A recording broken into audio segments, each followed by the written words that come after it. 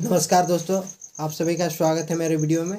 मैं अपने वीडियो के माध्यम से BA first year, second year एवं फाइनल ईयर का राजनीतिक को बताऊंगा।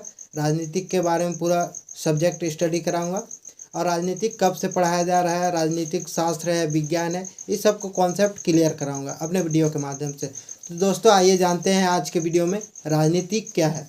तो दोस्तों राजनीतिक दो शब्दों से मिलकर बना है। प्रथम शब्द है राज और दूसरा शब्द है नीति। राज का अर्थ होता है शासन और नीति का अर्थ होता है नियम। किसी भी स्थान जगह पर नियम द्वारा सही समय पर सही स्थान पर किया गया शासन राजनीति कहलाता है। ये राजनीति का परंपरा हम देखें तो पुराने समय से आ रहा है, जैसे रामायण काल से ही प्रारंभ है राजनीतिक।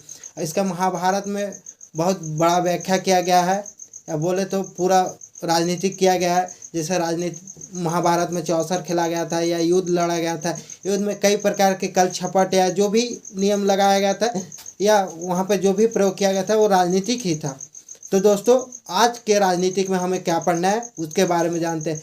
वर्तमान जो हमें राजनीतिक पढ़ाया जाता है, उनके पिता, राजनीति का पिता अरस्तु को माना जाता है। लेकिन अरस्तु से पहले कौन कौन विचारक थे या अरस्तु के बाद कौन कौन विचारक आए उसके बारे में हम चर्चा करेंगे। तो दोस्तों अरस्तु के गुरु प्लेटो थे और प्लेटो का गुरु सुकरात थे, और सुकरात के चेला प्लेटो और प्लेटो के चेला अरस्तु। लेकिन अरस्तु को पिता माना जाता है राजनीतिक के। ऐसा क्यों हुआ इसके बारे में हम चर्चा करेंगे। क्योंकि देखिए पहले तो राजनीति की चर्चा प्लेटो ने की थी, तो राजनीति का पिता प्लेटो को मानना चाहिए था। उनके बाद अरस्तु आया, तो अरस्तु को मानकर प्लेटो को नहीं माना गया। तो पहले प्लेटो के थ्योरी समझेंगे और अरस्तु का थ्योरी समझेंगे, उसके बाद हमें पता चल जाएगा स्वयं ही कि अरस्तु को क्यों पिता माना गया। तो दोस्तों जो प्लेटो और सुकरात का कॉन्सेप्ट था उन लोग का क्लियर नहीं था। उन लोग का मानव समाज से ऊपर उठ के था, मानव समाज उसको स्वीकार नहीं किया। और जो अरस्तु का कॉन्सेप्ट था उसको मानव ने स्वीकार किया, उनका कॉन्सेप्ट को माना, क्योंकि उनका थ्योरी जो बताया गया था वो आज भी सही है। उस समय का बताया हुआ थ्योरी आज भी सही सटीक बैठता है। आज के दौर में भी राजनीति का अगर किया जाए तो सही माना जाता है। तो प्लेटो ने जो अपने द रिपब्लिक बुक में दिया था उसके बारे में हम चर्चा करेंगे। प्लेटो नाम जो सुन रहे हैं ये एथेंस में ही जन्म लिए थे।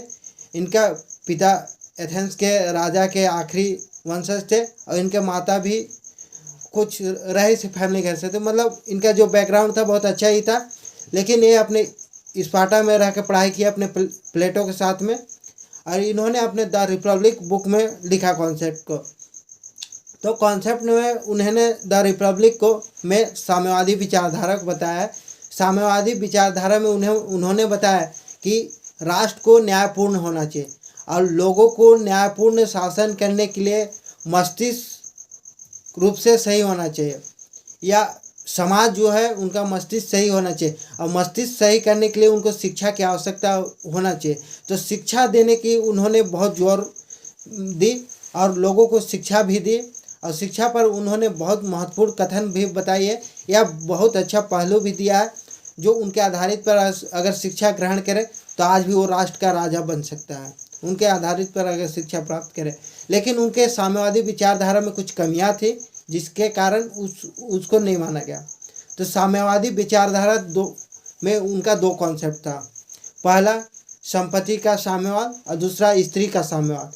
उनका कहना था या मानना था कि जो व्यक्ति शासन वर्ग है उनको शादी नहीं करना चाहिए, उनको संपत्ति इकट्ठा नहीं करना चाहिए। जो सैनिक वर्ग है उनको भी संपत्ति और स्त्री का लालच नहीं होना चाहिए, क्योंकि जो राष्ट्र का रक्षक हो या राष्ट्र को चलाने वाला हो, अगर भक्षक हो जाए तो फिर या उनके अपने घर परिवार में लालच आने लगेगी तो कैसे साम्यवाद को पालन करेंगे, कैसे राष्ट्र को आगे बढ़ाएंगे। तो उनका मानना था कि स्त्री और संपत्ति को साम्यवाद किया जाए। इसको कई प्रकार से उन्होंने बताया। तो दोस्तों मैं आगे प्लेटो के साम्यवाद नेक्स्ट वीडियो में पूरा कॉन्सेप्ट लेके आऊँगा। थैंक यू दोस्तों सो मच।